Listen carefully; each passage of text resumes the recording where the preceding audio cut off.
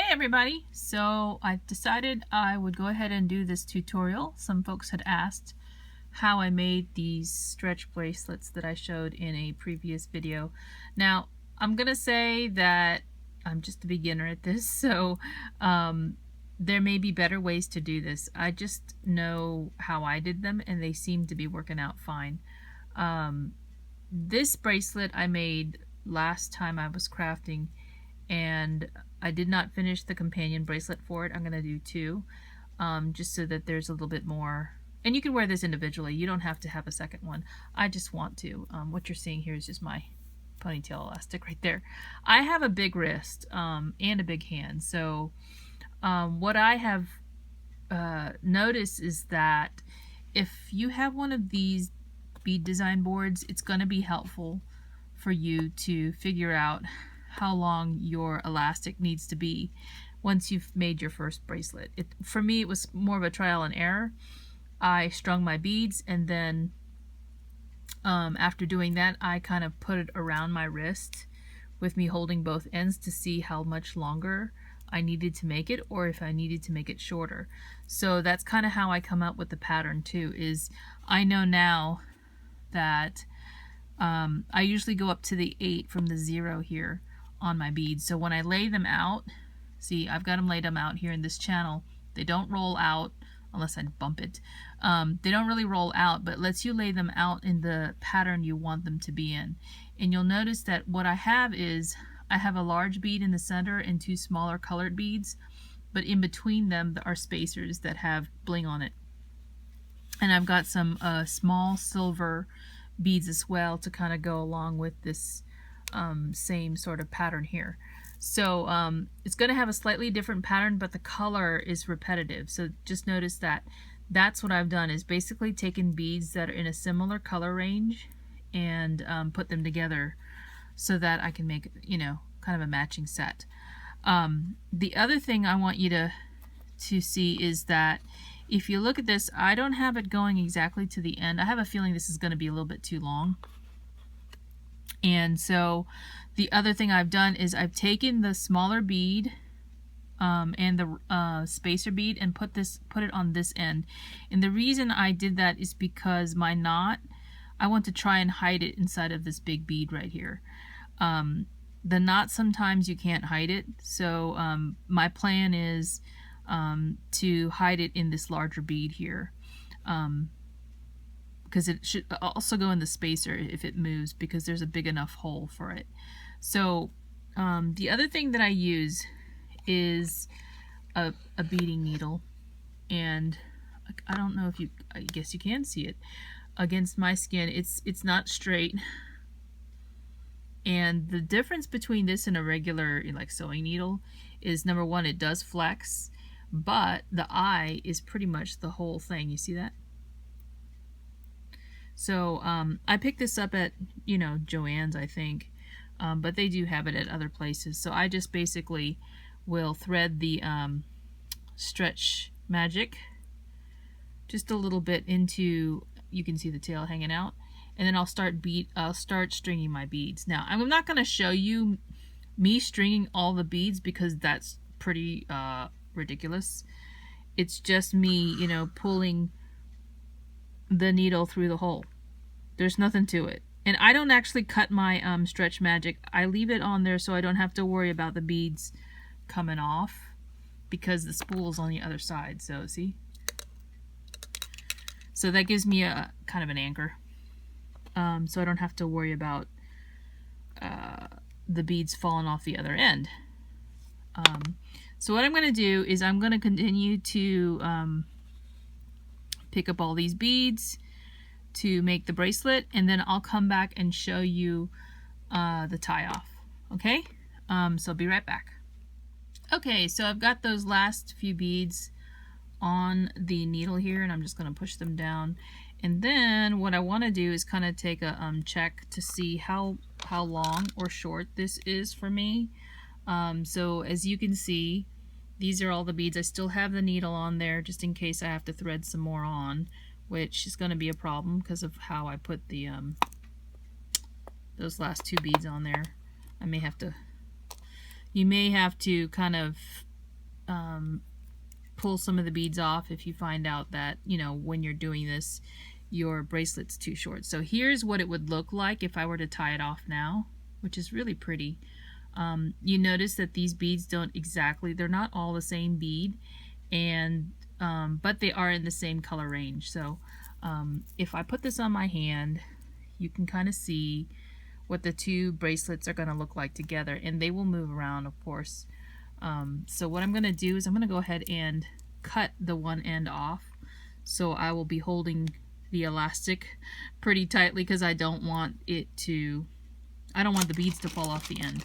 So I'm just going to use my regular scissors for that. And just give yourself enough of a tail so that you can hold it securely, but not too much that you're wasting too much of the what do you call it, the Stretch Magic elastic. So I'm going to move the that design board out of the way, and hopefully it's because you can see this a little bit better, because I'm going to show you how I tie the knot. And I'm actually going to show you where I learned it, because it's on the back of the Stretch Magic packaging. You see here? They recommend you tie it about 3 times, and so I do 3 to 4. There's an optional step you can do. You can glue it before you cut the ends, but I don't do that. But if you tie it in this manner, it's not just a manner. It's not just tying a knot, okay? There is a particular, I think it might be called a surgeon's knot. I'm not sure. There is a certain way you tie it though. So you're going to take both ends. I'm holding them in my right and my left hand, and the left hand is going to go over the top of the right. Whoops, so I let the beads go. That's not good. I need to hold it tight on that end. They didn't fall off though because I'm holding the end, but the left is going to go on top. You make that cross over to the right, and it's a little hard to see, I'm sorry, because I have to make sure that I hold it so that I don't let them go. And then that back one is going to go around and underneath to kind of form this first knot. So you're just going to pull it tight, okay? Now you can still see it, and it's probably, that's why I brought the picture out, so that you can actually see what it does. And it's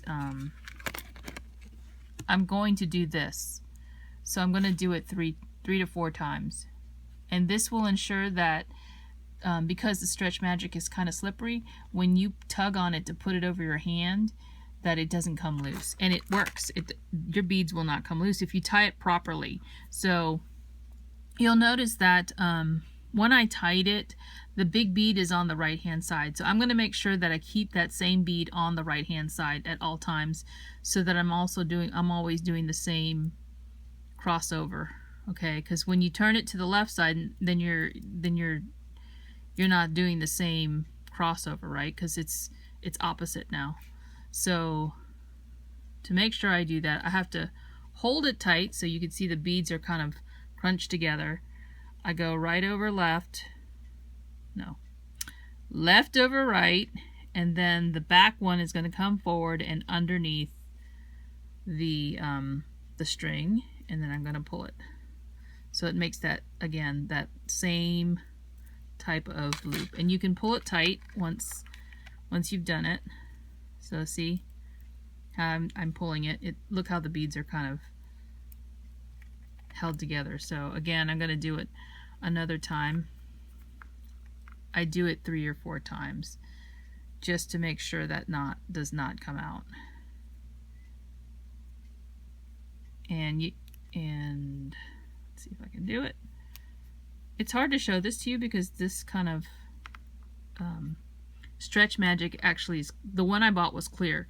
They do have other colors. They have black and they have white, and I'm probably sure they probably have it in other colors more than that, but I don't know. I don't really look in Michaels or whatever to see if there's other colors. You don't want it to show, pretty much. So I have done it 3 times, and I think that's enough, 3 or 4 times now. And so I'm just gonna see how I left the tail on there. It's pretty long. I'm gonna put this on my hand to make sure that the knot itself isn't sliding, and that I have a good, see how that, you don't want it too big, because if the bracelet is too big, it's gonna sag down, and then the one next to it is going to look kind of weird. So you want them to be about the, the same size all the way around, because you don't want that sagging, so that it lays nicely on your hand. So I'll take it off now, and then I'll just cut the ends, and there'll be a little bit of a tail left, just because you can't cut it too close to the knot or it could slip out. So I'm gonna cut it like that. You can see the end, and the thing is that because my bead is so big, that knot will fit inside this large bead here. Or if it moves, it will also fit through the rondelle and the bead right next to it. So I'm not too worried about that. Now, I want to add a charm on it. I have this little, see this little rose charm? I don't have the jump rings out, but all I would do is basically use a jump ring, and this one's probably too big. I have one right here, but it's too big. I don't want to use something too big, but you would just use a jump ring, put the charm on it, and then just hook it wherever you want on the bracelet. And I don't want to use this one because it's too big, and I don't have my stuff out. Oh, maybe I'll use this. That might be too much, huh?